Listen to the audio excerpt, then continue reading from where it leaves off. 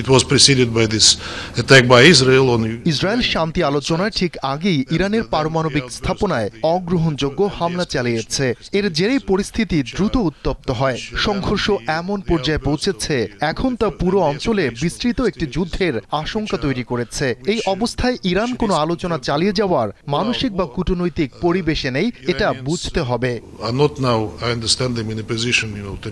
শান্তি প্রতিষ্ঠার প্রস্তাব এসেছিল প্রেসিডেন্ট ভ্লাদিমির পুতিন এবং প্রেসিডেন্ট রিসেপ তাইয়েপ এরদোয়ানের পক্ষ থেকেও, কিন্তু ইসরায়েলের দিক থেকে এখন পর্যন্ত কোনো আগ্রহ আমরা দেখতে পাচ্ছি না, অন্তত আগামী 24 থেকে 48 ঘন্টার মধ্যে নয়। আর এটা ওটা না, কাপড় ধোয়ার একটাই সলিউশন, চাকা অল-ইন-ওয়ান। এই সহিংসতা অবিলম্বে বন্ধ হওয়া জরুরি, কারণ এর পরিণতি ভয়াবহ হতে পারে এবং তা এখনো সব ধরনের পূর্বাভাসের বাইরে রয়েছে। আমার বিশ্বাস ইরান আলোচনায় ফিরে আসতে প্রস্তুত, কিন্তু ইসরায়েল যে ধারাবাহিক হামলা চালাচ্ছে তা বন্ধ না হলে আলোচনা কোনোভাবেই সম্ভব নয়। ইসরায়েলের আগ্রাসন অবশ্যই বন্ধ হওয়া উচিত, এটাই মূল শর্ত।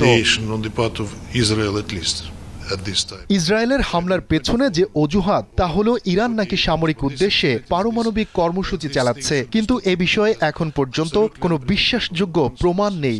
IAEA ও তা নিশ্চিত করতে পারেনি। হ্যাঁ, ইরানের সঙ্গে কিছু প্রযুক্তিগত ও প্রক্রিয়াগত বিষয় এখনো আলোচনাধীন রয়েছে, তবে সেগুলো বড় কোনো ইস্যু নয়। সবচেয়ে উদ্বেগের বিষয় হলো পারমাণবিক স্থাপনাগুলোর ওপর সরাসরি হামলা হচ্ছে। নাতানজে হামলা চালানো হয়েছে ফোর্দো হুমকির মুখে, এমনকি বুশাহের যে পারমাণবিক বিদ্যুৎ কেন্দ্র আমরা নির্মাণ করেছি সেটিও ঝুঁকির মধ্যে রয়েছে। এতে পারমাণবিক বিকিরণ ছড়িয়ে পড়ার আশঙ্কা তৈরি হয়েছে, যেখানে পারমাণবিক যুদ্ধের প্রশ্ন সৃষ্টিকর্তা না করুন। ইরান নিজেই ঘোষণা দিয়েছে তারা পারমাণবিক অস্ত্র তৈরি করছে না এবং তা তাদের জাতীয় নীতির বিরুদ্ধেও। তবে প্রচলিত অস্ত্রের মাধ্যমে এখন যে সংঘর্ষ চলছে তা এতটাই ভয়াবহ মাত্রায় পৌঁছেছে যে এটি সহজেই পুরো মধ্যপ্রাচ্যে ছড়িয়ে পড়তে পারে। এটি শুধু আঞ্চলিক সমস্যা নয়, এটি এখন একটি বৈশ্বিক ভূ রাজনৈতিক সংকট।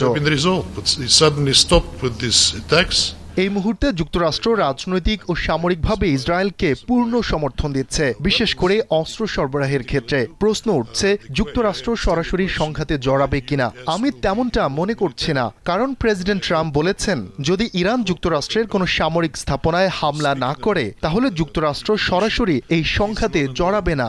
আমিও চাই সেই অবস্থান যেন বজায় থাকে, কারণ আগুনে ঘি ঢালার মতো কাজ আর আমাদের কোনো প্রয়োজন নেই। Confrontation already.